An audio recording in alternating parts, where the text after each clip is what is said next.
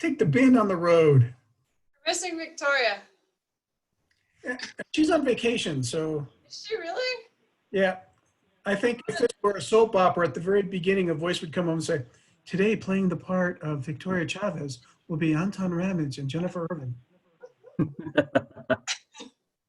No, she's doing some. She's enjoying some well-deserved time off. That's good. All right, 1, 2, 3, 4. Yeah. Well, it's officially 1:30 and we have a quorum. So unless there's no objections, we will get started. Again, we're not doing introductions the way we were doing introductions. So Jessica, if you could do your best. I think you've kind of gone through everybody. Is there anybody you're missing or you want to confirm? Sure, I'll just go down the line and name everybody I've seen. That way, if I miss you, you can let me know. All right, so I've seen Wendy, Matt, Tim, Gail, Jennifer Irvine, Anton, Rick, Brandy, Larry, Darren, Jason, Sally, PPACG staff. Is there any TAC members that I did not catch yet? I see Aaron and Brian on the line now. This is Karen Birchtold. I'm not sure if you caught me. Karen. All right, Brian and Karen. All right, Mark. Lachelle. Missing Lachelle. Okay, so I think we've got everybody. So just remember to say your name when making a motion. Be very descriptive if you're talking. Some people are just on the phone. And then make sure to mute yourself if you're not speaking so we don't get your background noise. All right, thanks. Thanks, Jessica. We'll move on to item 2. Are there any changes to the agenda? I move approval of the agenda as presented. This is Brian. This is Sally. I'll second. We have a motion and a second to approve the agenda. All those in favor? Aye. Any opposed? Item 3, public comments. Do we have any public, Jessica? I don't think we really do. And we also didn't get anything by email. Anybody else want to, I mean, we have our own part kind of at the end, but any other comments for items not on the agenda? Okay, item 4, approval of the minutes. Any comments, changes, issues with the minutes, which is generally I was there and I don't see that I'm marked as being present. Anything for this set of minutes? Brandy, this is Jennifer. I will be abstaining from the minutes because I was not at the last meeting. All right, that sounds good, Jennifer. All right, well, if there's no comments, can we get a motion? Yeah, Tim Roberts, move approval. Anton Ramage was second. We have a motion and a second to approve the minutes. All those in favor? Aye. Aye. Aye. Opposed? John, Board of Directors report. Okay, so the Board of Directors met just last Wednesday, so it should still be fresh in everyone's mind. I'm getting old, so I don't remember, so I had to call it up. We had the staff recognition of Brian Potts. So those of you who know Brian, give him a kind of a jab in the ribs and say congratulations for 5 years. There was a presentation on the Front Range Passenger Rail and Southwest Chief Through Car Service by Randy Grauberger. Under the action items, Catherine did a terrific job of presenting on tip amendment number 6, and it was approved. Sam gave an overview of the 2021 EPA Ozone Advantage Program strategies, and that was approved. And then Jessica McMillan did a strategic plan update, and that was approved. I believe Jessica gave you guys a presentation on that the last meeting.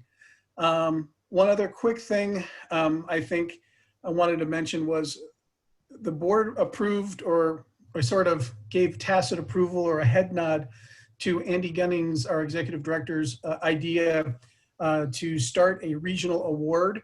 The communities working together award, basically trying to identify, community and regional leaders who sort of cross jurisdictional boundaries and show exemplary traits that help make our region a better place.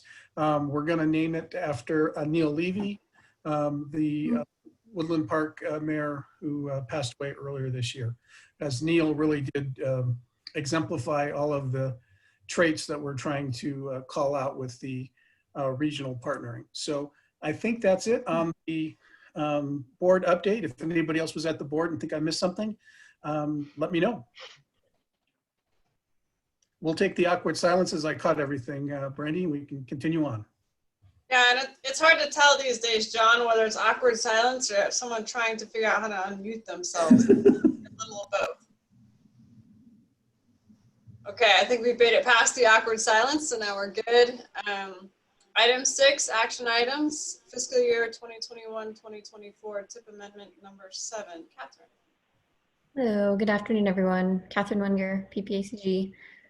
So in August, we sent out an email, PPACG staff sent out an email to TAC members regarding availability of $759,283 FY22 SDP Metro funds and $236,688 and FY22 TAP funds for, there we go, for project cost overruns. So we provided an application and we did receive 3 applications for those funds, everybody wanting the SDP and not TAP funds for obvious reasons.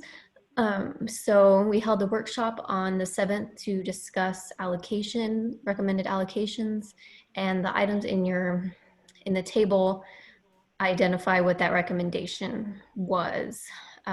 Since then, though, we've had further discussions with CDOT headquarters and CDOT local agency and Larry with Monument regarding potentially using the TAP funds for different projects or swapping the funds so that we could make more available in SDP.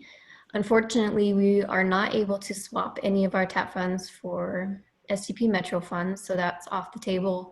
And CDOT local agency does not recommend using TAP funds for the Jackson Creek Parkway project.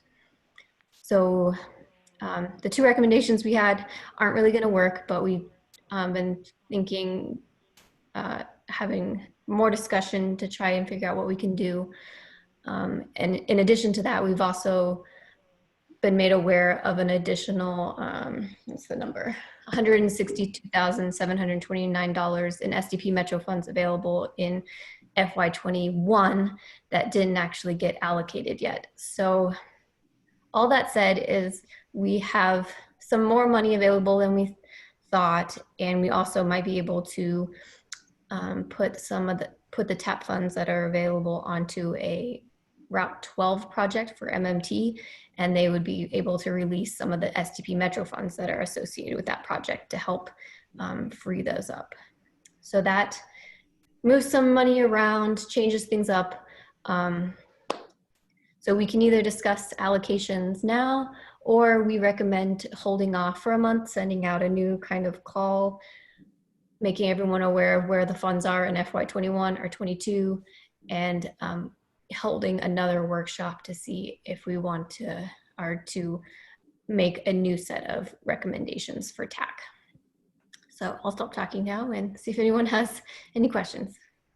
Yeah, and Brandy, for what it's worth, my recommendation would be to table this item and have another workshop.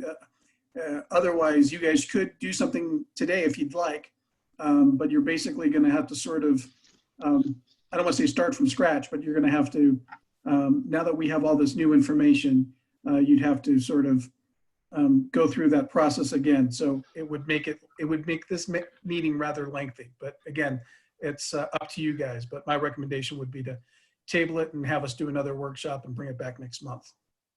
And we do still have to do another call for that extra money in FY21 per policies and procedures, so that everyone has a chance to apply for it.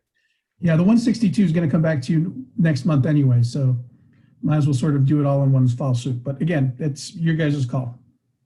So I would agree with that. This is Wendy from CDOT. I haven't had a real good opportunity to do a lot of digging to make sure that that money doesn't belong somewhere.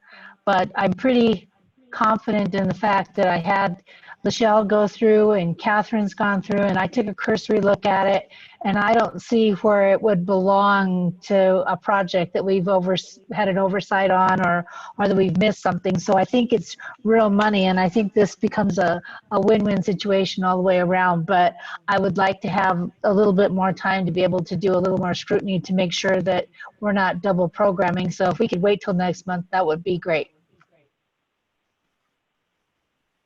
Yeah. Hi, this is Brian. Brandy, can I speak? Yes, please. So that sounds really good. And my experience in doing, fast math or off the cuff math doesn't always go very well. So having another month to figure this out and get everything lined up, I think makes a lot of sense. And, for me, personally, I mean, the funds for a rail location study, waiting another month isn't really going to matter at all. I mean, I still have a RFP to get out, and that's not going to happen that quickly. So I think it makes a lot of sense to wait till next month. And I think, I thank Wendy and Lachelle. I spoke with them. I think, as Catherine said, I have a Route 12 Phase 3 project that has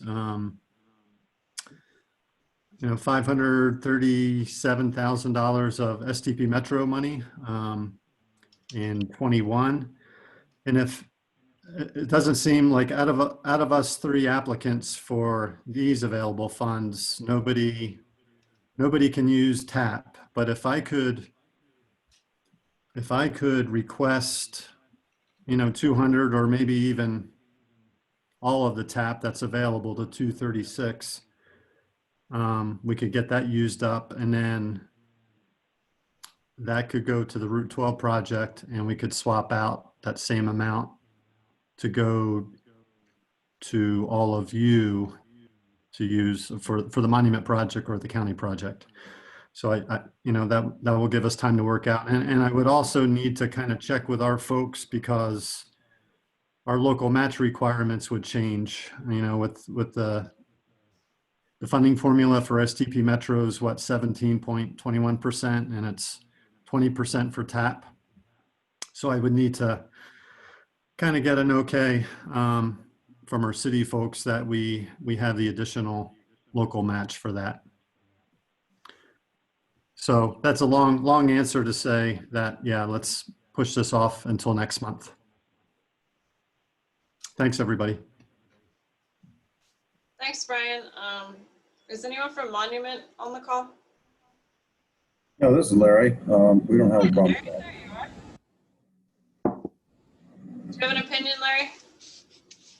Pardon me? Do you have an opinion on what we do with this particular item? I'm okay with the month delay. Wonderful. All right, Jennifer or Anton, I just want you guys to weigh in. Madam Chair, we are in concurrence, and we want to continue to collaborate as a region and make sure it's a win-win for everybody. Thank you. So we probably need an official motion to table the item. Is 1 month enough time, Catherine? I believe it should be, yes. If everyone's okay with Randy? a shorter call for projects for the 162,000 that we've found. Yeah, Jennifer? Brandy, this is Jennifer. Move to table this item till November TAC. This is Brian. I'll second. We have a motion and a second to table this item until the November TAC meeting. All those in favor? Aye. Aye. Any opposed? Motion carries. Thank you all. Thank you. Item 7, CDOT updates. Well, 7A technically.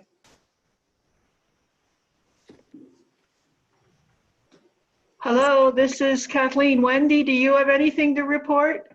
Go ahead, Kathleen. Okay.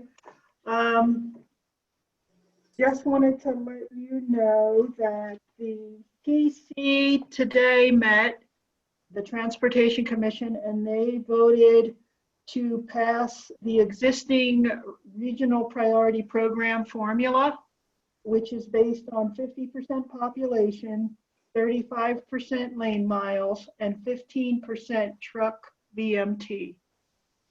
That's so that we can move forward with program distribution. Now all formulas will have passed the formula programs.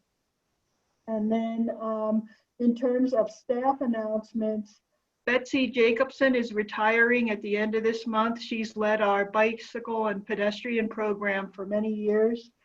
She will be really missed, but I wanted to let you know that. We're still looking for a replacement for that role at CDOT. And then our chief engineer, Steve Harrelson, has hired Keith Stefanik, who used to run the I-70 Central program as the project manager. He is serving as our deputy chief engineer now. And those are the two announcements that I thought I would share with you guys. And that's all I have, unless Wendy, you can think of anything else. How about the 1601? 1601 is, they're still coordinating with MPOs and they're still progressing on the changes to that. That's going to be coming out soon and shared with stakeholders in the near future. I'm not sure exactly when, but I know Aaron Willis is working on that diligently to get that document revised with a lot of stakeholder approval and then move forward with getting it approved. So for those of you who don't know what 1601 is, because quite frankly, I didn't, and I still forget occasionally, because someone asked me the other day, so what do you think of 1601? I'm like, what are you talking about? Is that like a Van Halen song or and what it basically is the policy directive for what sort of local participation there is in a interchange that is being brought about by another entity other than CDOT. It's either local government requesting an interchange or a local or a private developer. The biggest change within it, and again, I'm paraphrasing, so Wendy and Kathleen, you will not embarrass me by correcting me and adding to this, is that you are required, the applicant is required to do travel demand management or TDM strategies, carpooling, work from home, all these other sorts of programs are under TDM, and there's different points for it. I want to thank Brian Fatuli for being on the phone call with us when we chatted with Aaron Willis about what the impact to the region would be, and Brian was able to help me sort of figure out what of the TDM strategies CDOT was recommending we already do and what we could do. So that being said, I think moving forward, we had a few recommendations for Aaron. We'll see if that's in the final one, but basically that's where we're at that. So Wendy, Kathleen, did I sort of get that correct? Yeah, you did great, John. Thanks. What do you think, Wendy? I agree. Okay. I know Tim is really disappointed it's not a tequila, but that's what it is. No, it's true. It's I believe it's going to be brought to TC in either next month or the month after. I'm not really sure, but I'll keep monitoring the situation. And if I learn anything else from Aaron Willis, I can ask him before our next meeting to confirm what's going on with that and let folks know. Sorry, I didn't mean to interrupt the CDOT report. I just, when you guys said what's 1601, I just knew that there's probably at least one person who wasn't quite sure what that was. No, that was very good that you clarified. Thank you very much, John. So that's all I have to report. And I don't have anything else to add. Okey doke. If I can really quick, this is Lachelle Davis, local agency. The Safe Routes to School and Off-System Bridge programs are both in the middle of a call for projects right now. So just a reminder, if you are doing an off-system bridge application, you have to have one of my unit a consultation just real quick to take a look at what the project is, and we sign off on the application. So I just wanted to mention that.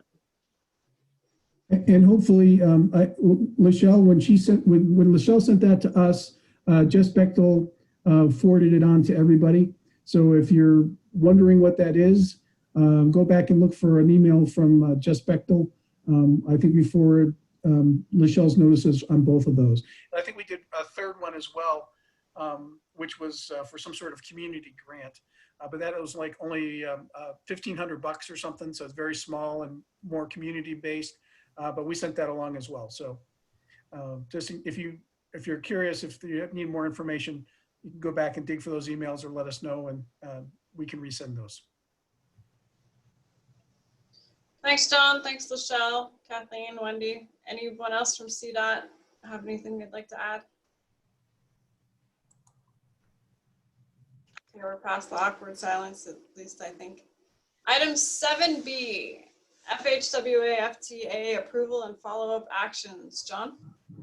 So the reason why I wanted this to be on the agenda, and hopefully Aaron Busto, you can help me with this when we get a chance, is every year FHWA and FTA review our work program.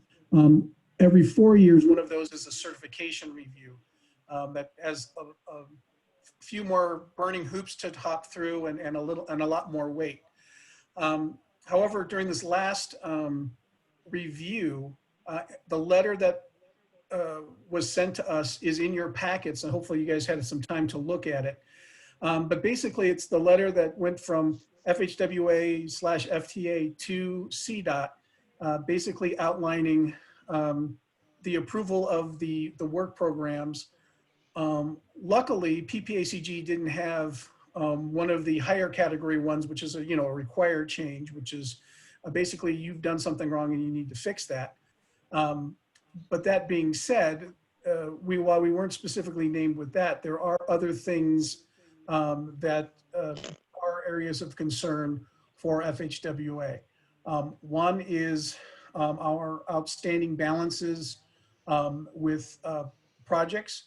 And I think those of you who have an outstanding project know that we've been sort of harping on this and working on it.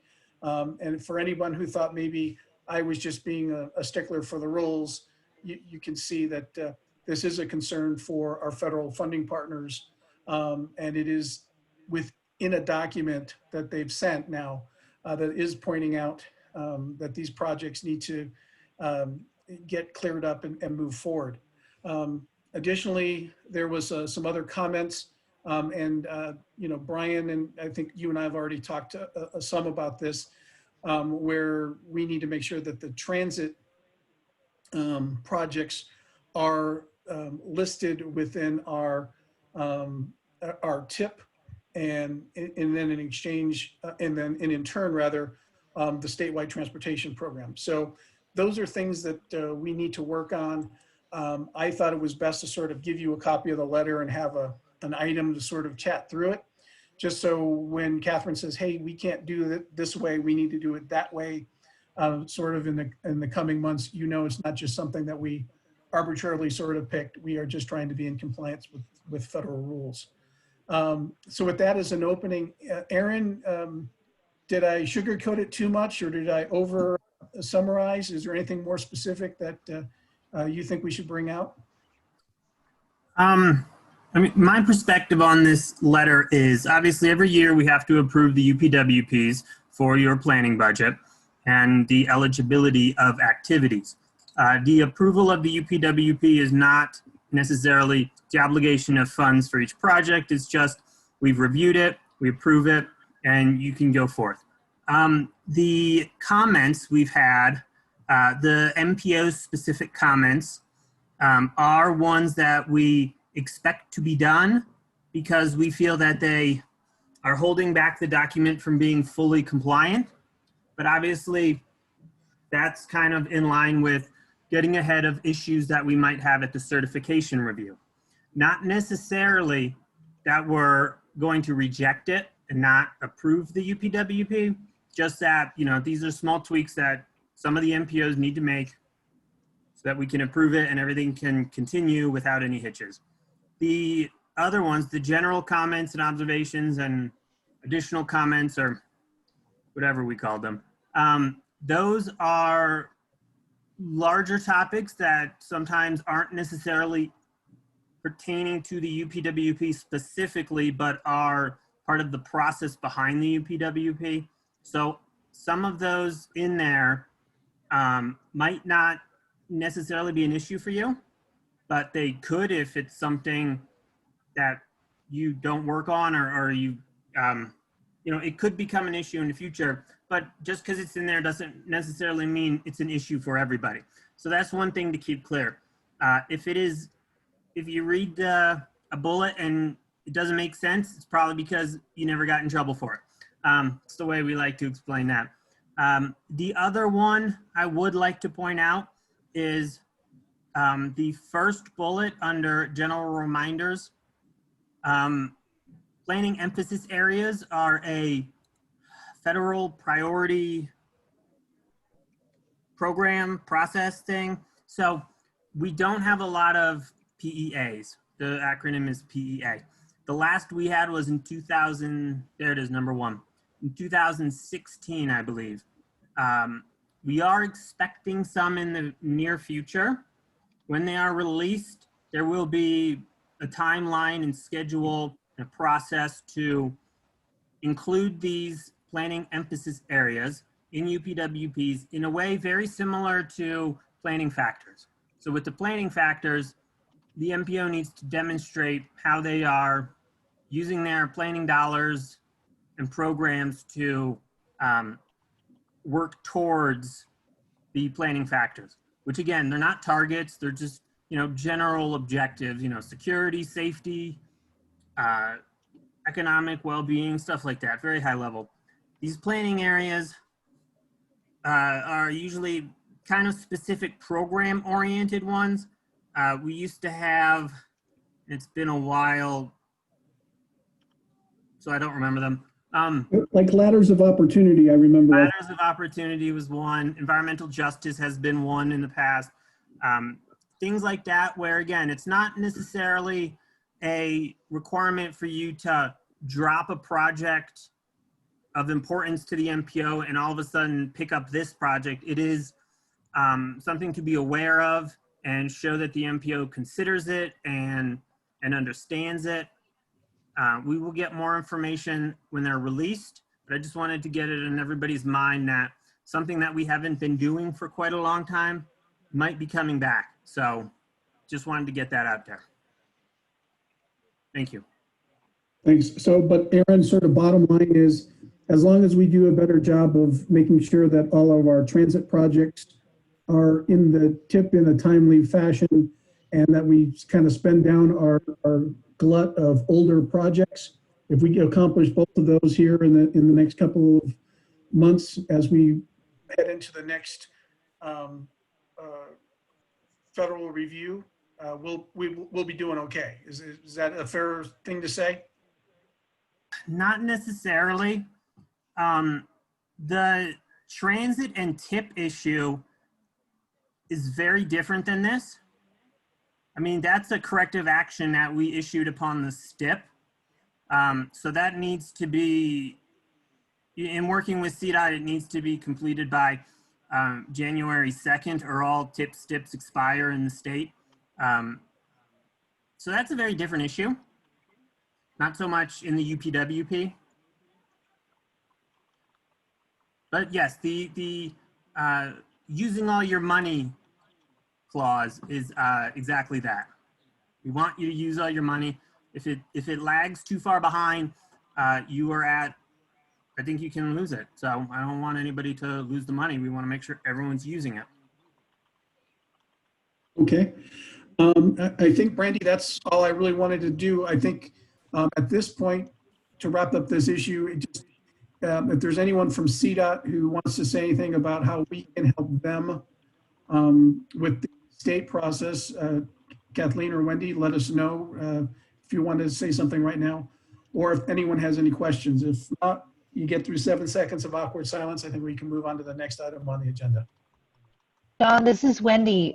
We haven't had our internal meeting yet with the folks at headquarters are working on a process now, and they haven't disseminated the information that's being gathered at that meeting yet. So until that happens, I can't give you any type of an update, but they're working on it. And so as soon as we know, then Kathleen and I can give you an update. And then also we have our coordination meeting. It's later in the month this month due to different holidays between the state and the federal government. So we'll be discussing this topic about the UPWP more internally with you and FHWA and others. So so hopefully that will shed some light on this as well. Thanks.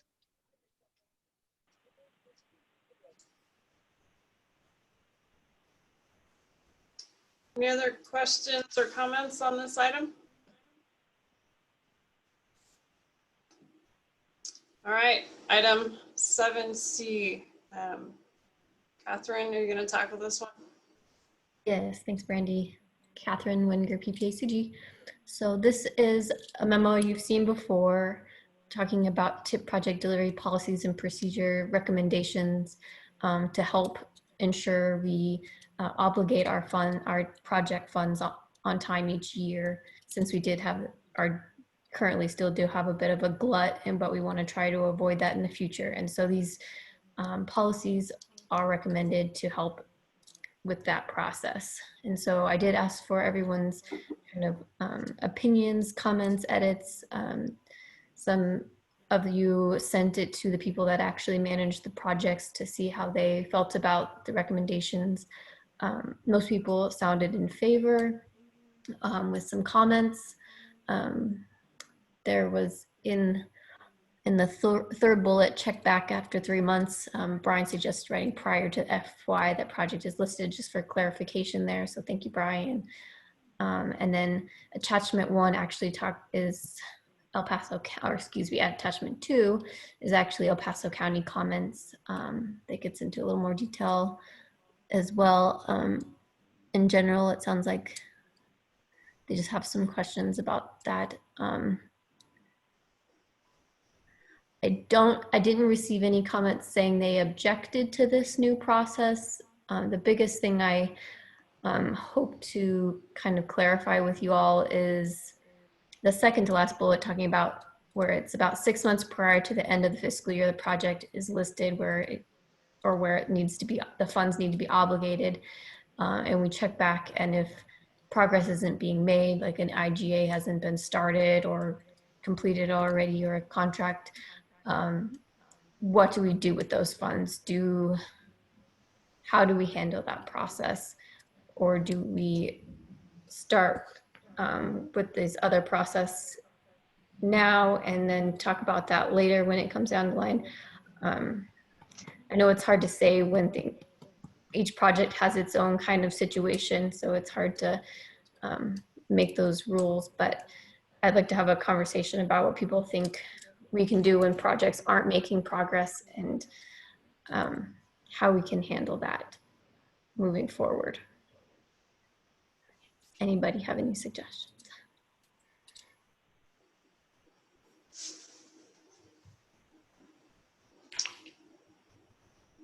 Anybody want to comment?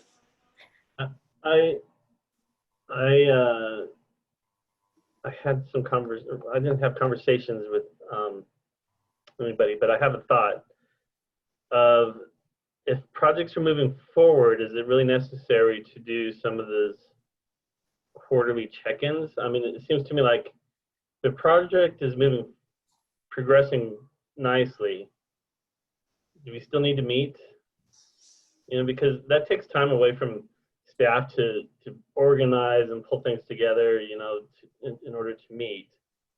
I'd prefer to, you know, kind of as we progress towards the bottom of this bullet points list, that we focus on meeting on those projects that are struggling. Okay. So maybe the quarterly check-in is only or how about PPACG checks, I guess it could be monthly even with CDOT local agency, and identifies projects that are falling behind or not making any progress at all. And that's when a progress meeting is then scheduled and held for projects that are not making progress. Does that make more sense? I think so, just because, I mean, you know, most staff have multiple projects going on, and it would be nice to not have to add to that workload. Okay, understand. Okay, then I can change, I will change the wording there and make it so that we update it that way, so that if we have issues with the project, that's when a meeting will be needed. Hey, Catherine, this is Wendy. Mm-hmm. I just have one comment on that. As we get into the next year's project, it is the responsibility of the person that's managing the project for that local entity to make sure they're making that outreach to Lachelle's group, because she has not only your projects, but she has Safe Routes, and she has bridge projects, and she has PACG, and she has the rest of the region's local agency projects. So she can't be the initiator. Her group can't be the initiating group. The person that's been awarded the money that's going to manage that project for that entity has to be the initiating soul to make sure that things are moving. Okay. So as far as checking the project status and then seeing if we need a check-in with projects that aren't making progress, I was thinking that would be on PPACG to check our, email Lachelle and Junior, check, make sure that the projects are moving, a quick check hopefully, and then go from there. Obviously the project managers have to make sure they're making progress as well. They have to manage all those steps in the process. But this would be more of like a high level project status with PPACG, if that makes sense. Yeah, that's how I understood it.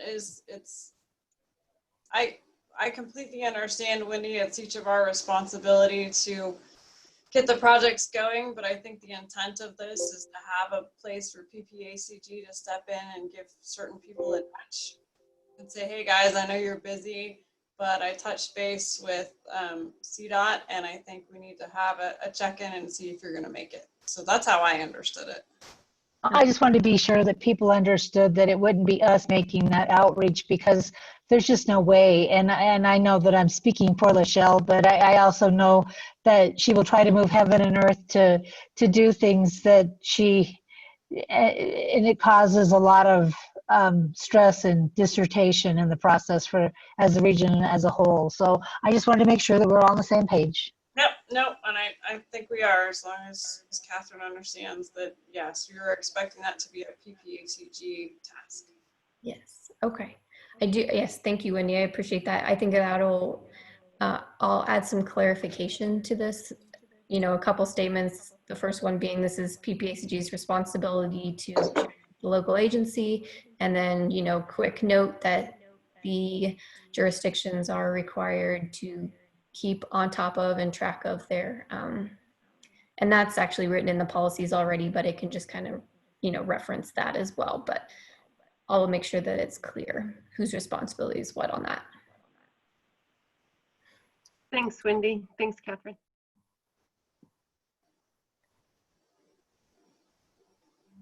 Okay, well, I'll jump in with my feedback. Kind of like we do most things, sadly, in engineering, there's a lot of trial and error. So I think this is a great place to start. I have no doubt it's going to change as we work through it. So I would say just as long as everybody's willing to go through the process and then make corrections as we find things that make it easier on PPACG or on CDOT or on municipal staff and county staff, I think it's a great place to start. Are there any changes, big changes that anyone wants to see to the flow chart that Catherine's created?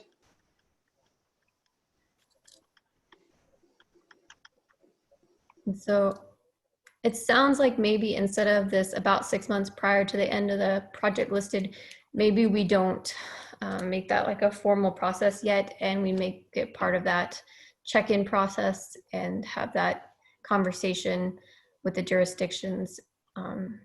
You know, and like you said, a work in progress, we start with this, and then if we need to be more detailed or make it more formal, we can make the next steps next year potentially. Does that sound okay? That sounds good to me. Anybody have any objections or thoughts? I'll wait really long so you can get off of mute. That sounds good to me. Thank you all. And Jessica actually just scrolled to the flow chart, and that reminded me, I meant to mention that this is, thank you, Junior, I think he's on the phone, for putting your input in here. And so this actually comes from the local agency manual, and it's the overview of the project process, very high level, that they would utilize to kind of go over all the steps that are necessary. And then Junior actually added some comments on time frame, so you know that it's not just like a quick step. It's this process takes a few months. This next one can take 6 months. So just to give you guys an idea ahead of time before you, hopefully we hand this out before you even apply for the money, so that you know what that project is going to take in order for you to utilize federal funds, because it is quite a large process, as a lot of you already know. So I just want to give you a heads up on that, just to try and help on that side of things as well.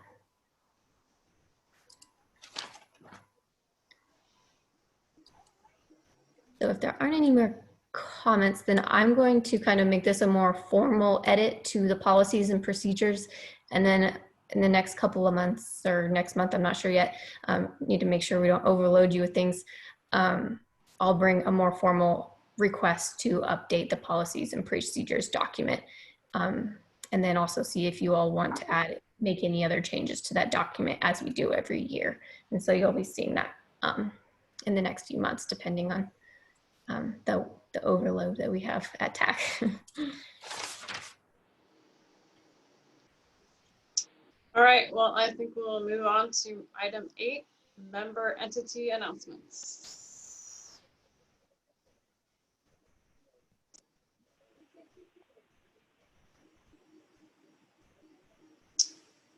Actually, this is Karen. I just have a brief announcement. We're hosting a community meeting this evening for our Beckers Lane Bridge project, which also includes some limited streetscape improvements and a new sidewalk on the east side of Beckers. In addition, we're also coordinating with City of Colorado Springs. We know that they're doing work at the entryway to Garden of the Gods as well, probably with some overlap in timing. So we've been reaching out to Robin Allen, who's the project manager for that project. So we expect to complete our final design with input this evening, and then we'll proceed to advertise the project soon. Thanks, Karen. You're welcome. Do we have any other member entity announcements? Randy, this is Sally, and I have 2 projects that I'd like to share with the group. First, very excited that the traffic signal at Kelly's Road and Highway 67, CDOT has bid the project out and has invited us to a pre-construction meeting before the end of this month. So this traffic signal has been warranted since the Stone Ridge subdivision first began developing in 2005, and we've been waiting for it for 15 years. So very excited about that. And second project is our Safe Routes to School Gateway Elementary connection. Has been a little slow in getting off the ground since we've had multiple turnovers of project managers and engineers. but we were able to get the project bid out. It did come in $21,000 over the initial budget estimate that was done 4 years ago. So CDOT has agreed to allow us to begin, let the contract and begin construction in the spring, since weather is going to be changing here in Whittle Park soon. Those are my 2 announcements. Thanks, Sally. Anybody else? Okay, well, I will make a quick announcement. Not necessarily a federal project, but more of a fountain project. We finished the Duckwood Road project last year, which was like moving mountains to get the railroad on board. It took a year to finish the project, so I understand the little caveat that Junior put in that spreadsheet, but it doesn't really do the railroad justice because sometimes it takes forever. But we finally finished the plan, and then our consultant submitted it to ENR, and we actually won an award. So that's going to be in the December issue. PPACG was kind enough to put that out there for us, and the award ceremony is in 2 weeks. So just wanted to share the good news with what's happening in the community, that we got recognized nationally. Congratulations. Thank you. It was truly a group effort because I just stepped up at the end and said, all right, let's get this thing built. So appreciate the community's help. A lot of you helped behind the scenes, just talking me through the process. So it was very much appreciated, and yeah, very exciting for the community. Now, if I could just do that with Indiana, we'd be in business, but still working with the railroad on that project. All right, Catherine, items for future TAC meetings. So far, it looks like we have, I'm going to be bringing you information item next month on performance measure target setting. So that's what everybody's favorite time of year is target setting. I know it's mine. And then are we going to have the TIP amendment number 7 kind of as is plus the extra monies? Yes, good point. And we have that as well. Anything else, John, that you have in your crystal ball that you think we're going to need to talk about? At some point, we want to bring in sort of the next planning cycle. We adopted the long range plan this year, and we adopted a TIP. So right now we're talking about sort of the next 4 years, what we're going to do and how we're going to do it. We have a retreat with some of the board members next Thursday to sort of talk about that 4-year process. But basically what we're going to do is tell them what the federal law requires us to do, tell them what our recommendation is of what we should be doing, and then sort of get their input and sort of moving from there. So if not next month, the month after, Mark Northrup will come and chat with you all and let you know what we're thinking about for the next 4 years. You know, that being said, you guys are where the rubber meets the road. So when we talk about putting together, you know, draft project lists for long range plans and other things, you guys are the ones that have to sort of endure that. And I know we've talked about how do I put this delicately? Our last points are scoring criteria for projects maybe missed the mark. So we definitely want to start looking at revamping that and coming up with a process that makes sense for you guys, but follows the federal rules. So we need to make sure that we're on top of that. So all of those things will, if not next month, the month after, we'll start coming to you with these sort of process changes that we'll be going through. Because again, you guys are the ones that sort of have to follow it the most. So we'll kind of go from there. I think in the next 4 years, we're looking at doing not a freight plan, but a freight study. Hopefully our Tri-County study has gotten approval from CDOT. So I think hopefully that'll start here in the next couple of months. And then within the next, after that, I think we're talking about some sort of active transportation or micromobility study where we look at basically instead of doing a bicycle plan and a pedestrian plan and a scooter plan or whatever they have to do in Denver with all of the things, we can probably just do an active transportation plan here in the next 4 years. And then finally, I'm thinking a regionally significant route study will be one of the outcomes of the Tri-County study, where we're looking at sort of the next loop. I don't think Powers quite will move the folks around the region the way we wanted to. So what's the next loop on the other side, east of Powers? And additionally, what's our east-west connector besides,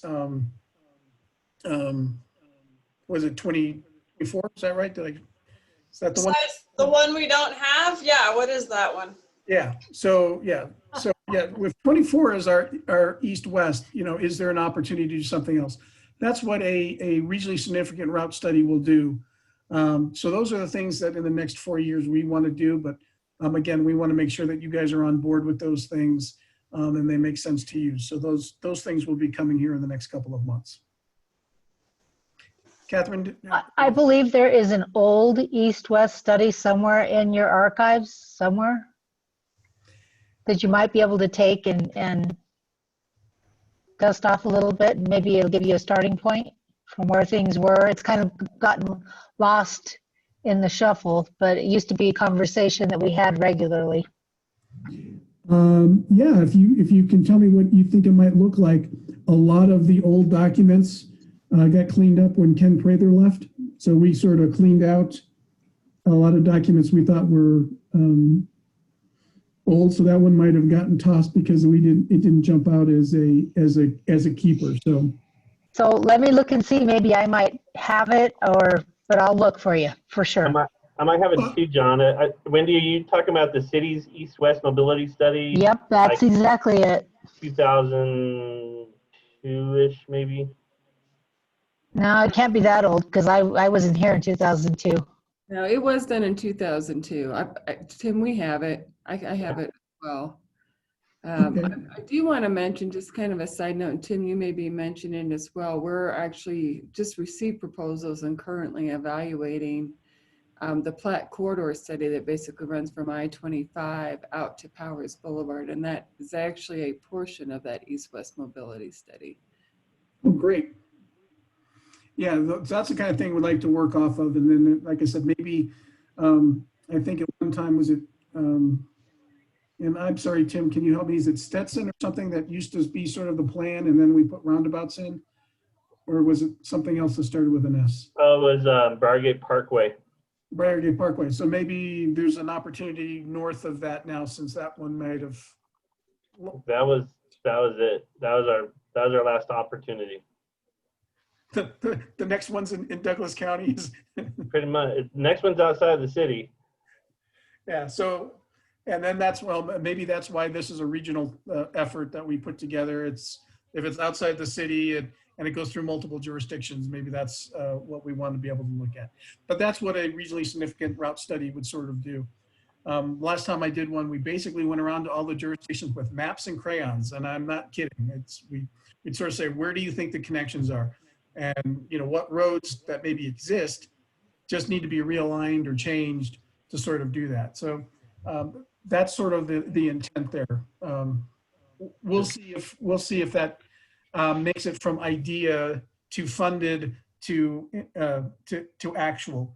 But in my mind, that's something that to ensure future mobility, it's nothing that's going to happen tomorrow, but if you don't plan for it today, it's not going to happen 20 years from now. So does the Woodland Park bypass fit in that?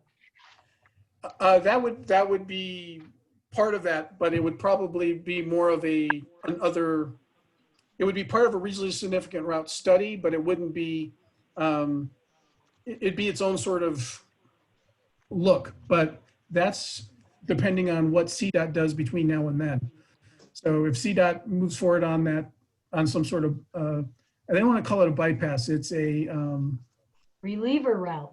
A reliever route. If CDOT moves forward with a reliever route, it might just be sort of reporting on that. But that being said, if the timing is such that this regionally significant route study happens first, yes, that reliever route would be something that would be treated within that effort.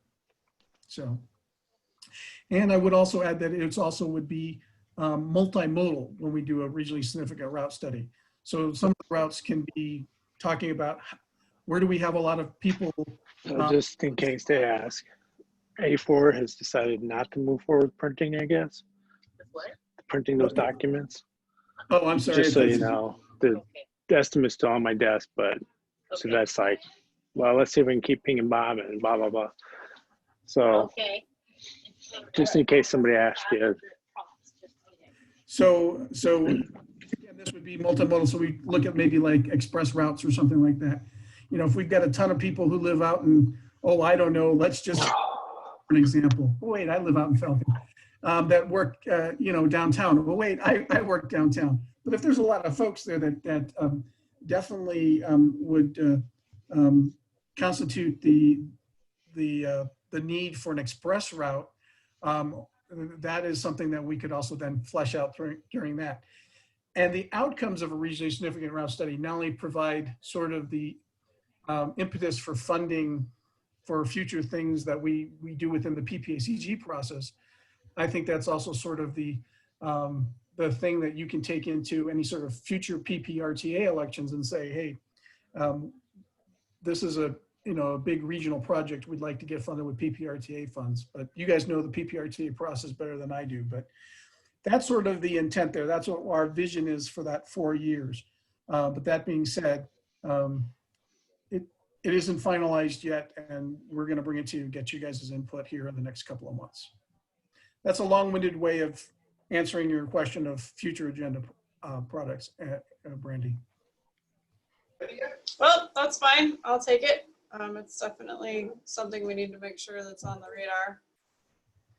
Yeah, if Catherine, if you're still there, did I miss anything, by the way, of the things we were talking about? No, I think you covered it. Okay. All right, well, we've made it to the end, so thank you, everybody. Have a wonderful Halloween, and we'll see you all in November. Be safe. Thank Make you. Get your candy X-rayed, because there's people that put razor blades in them. Thanks for that public service announcement, John. Thanks, everyone. Thank you. Take care. Have a good weekend. Bye-bye.